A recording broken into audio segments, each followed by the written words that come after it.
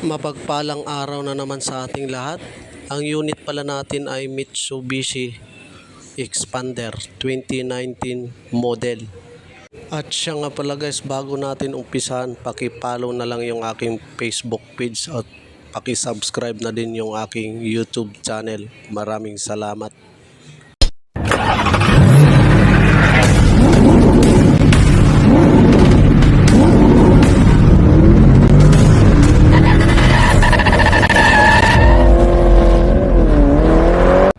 Concern pala ni sir dito ay mahina na daw yung kanyang brake. Tuwing nag-apply siya ng preno, hindi na daw masyadong kumakapit. Ang unang binuksan ko nga dito ay yung bandang likuran. Tama nga yung hinala ko dito dahil manipis na siya. Kailangan na rin talagang palitan. Ang una palang tatanggalin natin dito ay yung kanyang spring. Bali dalawa yung spring nito, nasa likuran yung isa, tsaka yung dalawang lock.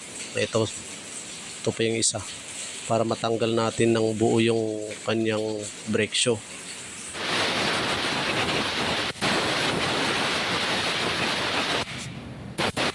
At pagkatapos ko ng ambugahan ay doon ko palang naisip na nakalimutan ko palang sa pagbaklas ay hindi ko na videohan.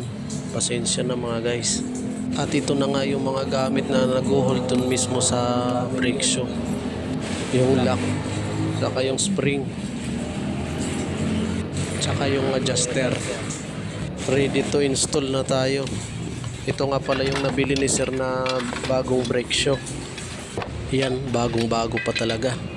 Hindi ko alam kung saan yung nabili to at saka anong brand kaya nito. Kaya tinignan ko muna kung parehas ba talaga sila. Ayan, ito yung bago, saka ito naman yung luma. Dahil malambot naman yung spring ng handbrake, kinamay ko na lang muna siya. Saka natin ilagay dito sa kanyang base. And then yung lock niya guys, huwag niyong kalimutan. Dito lagay niyo banda rito sa gitna. Lagay muna natin yung spring tsaka yung lock na mismo. Yan, push mo lang yan. Ganyan lang naman guys yung pagkabit ng ating brake shoe. Tapos sunod nating ilagay ay yung kanyang adjuster.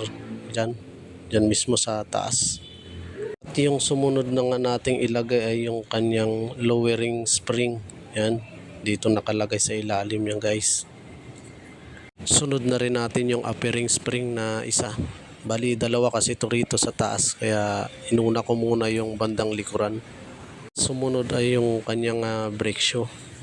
Saka naman natin ilagay ngayon yung spring dito sa baba para may pwesto na natin yung kanyang brake shoe. Ayan, ganyan lang naman guys magkabit. At ito naman yung kanyang lock dito sa adjuster mismo. Dito lang natin isasabit. Yan, ganyan lang naman. Siyempre yung isang lock pa dito sa gilid, huwag rin natin kalimutan. Ito siya guys, ikabit na natin. Isang spring naman ay dito natin sasabit sa lock ng adjuster natin. Kaya ginamitan na natin ng special tools dito para maisabit natin dun sa maliit na butas. So yan, ganyan lang guys magkabit. Pagkatapos ko nang ikabit ay nag-adjust muna ako dito ng konti dahil mamaya ipa-final ko na rin to. Bali mag-a-adjust ulit tayo. Dito na nga ginamitan ko na siya ng liha para pinuhin yung kanyang surface ng ating brake shoe. Ito lang naman yung paraan para hindi pumakat yung ating preno. So ito na guys, okay na, na-install na natin lahat. Kompleto na natin pati yung spring. So pwede na natin ibalik yung drum.